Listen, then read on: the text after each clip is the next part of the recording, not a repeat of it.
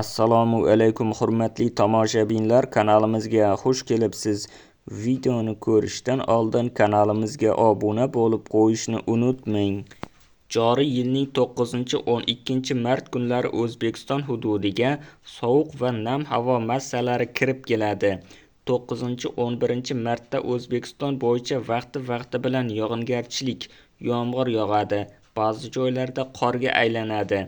Respublikamizning tog' oldi va tog'li hududlarida yog'ingarchilik, yomg'ir, qor, ba'zi joylarda kuchli bo'ladi. Respublika bo'yicha ba'zi joylarda shamol tezligi 15-20 metr sekundgacha kuchayadi.